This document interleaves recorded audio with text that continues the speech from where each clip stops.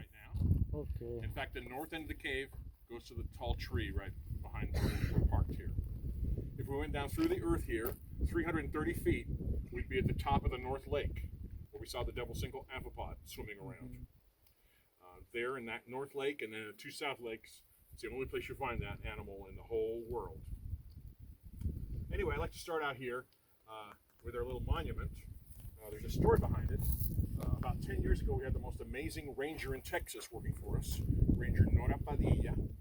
Ranger Nora found this plaque at a Texas Parks and Wildlife Department warehouse, and she brought it to us. We thought, it's about time we put this up. Devil Single was made a national natural landmark back in 1971, the Nixon administration. We thought, well, how are we going to put this up? Well, we had these boulders that were brought up when the Texas Department of Transportation finished the hilly part of our road back in 2004.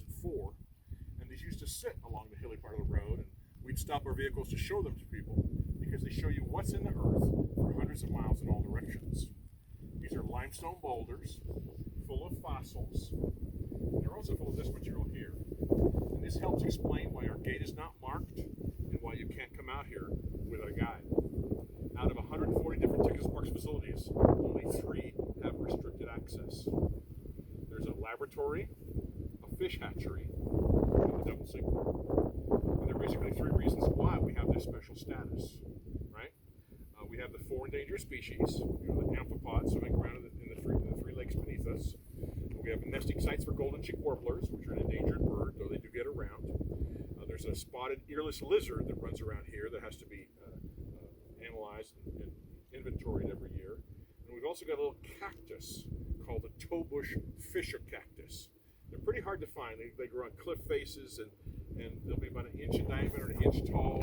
So, there's probably none out here, but you just kind of have to step on them to find them. But anyway, whenever we find a new toebush fisher cactus, someone has to come from Austin and take his GPS coordinates.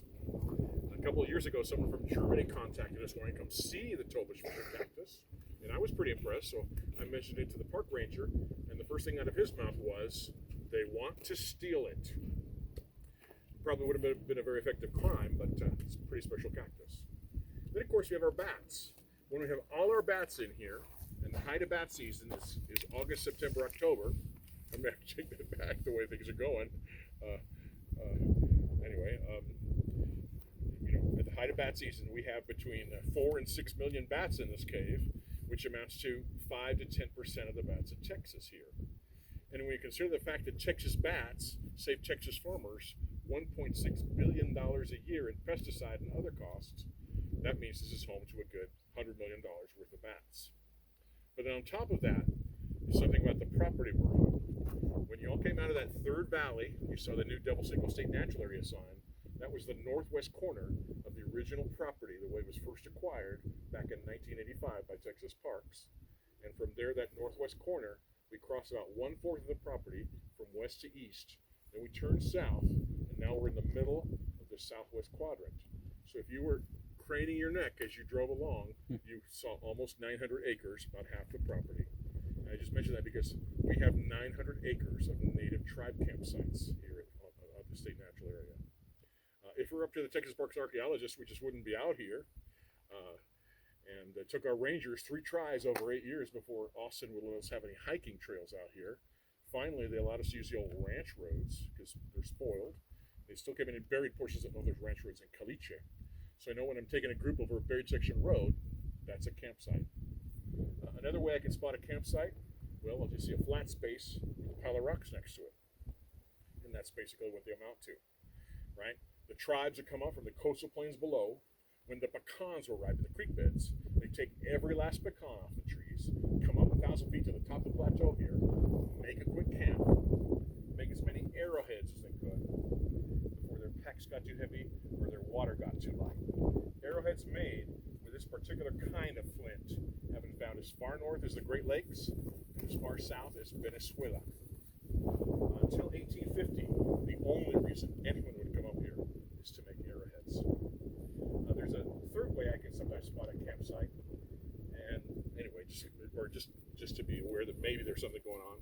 Whenever I see limestone that's brick colored, like these rocks here, something's wrong. Limestone is normally white or gray or black. But when it's this color, it's been in a fire.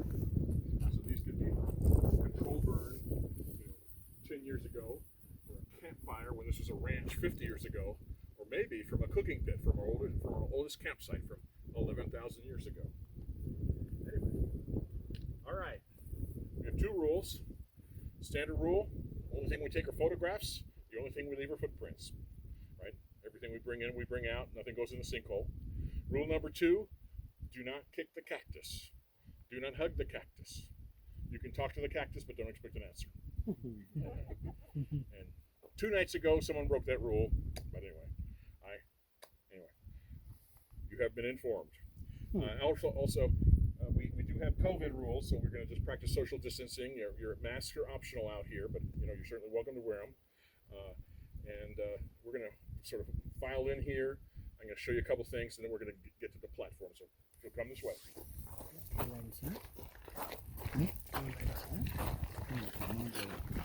Deep grass is over here. This is side oats groundwork.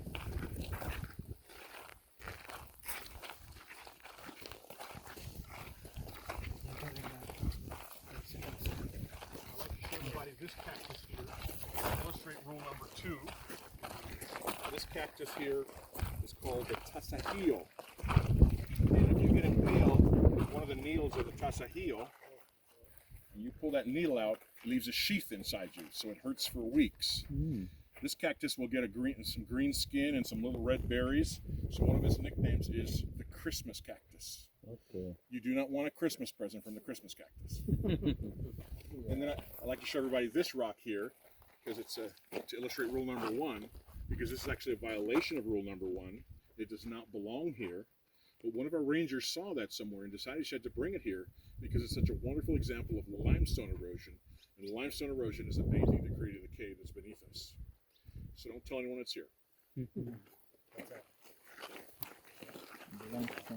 The weeds over here.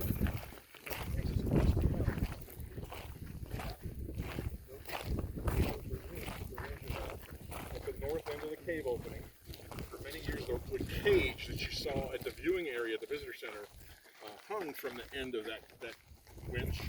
The rancher would lower people into the sinkhole for $1, $5 to come out. Okay. Anyway, we're here at the platform, and what we're going to do right now, we're going to go in each of our individual groups up to the front, and then you're going to go up to the edge there, look on down, listen for what sounds like rushing water, like a shh sound, because it's the bats are down there screaming, and that's bat noise. And also look at the mountain peak down there, and you may see it make a subtle shimmer, because the bats are circling around down there. And if you want, I'll take a picture of your group while you're over here.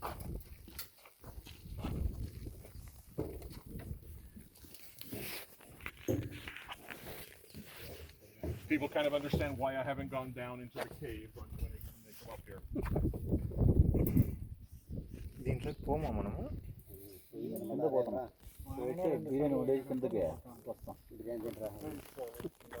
That's right.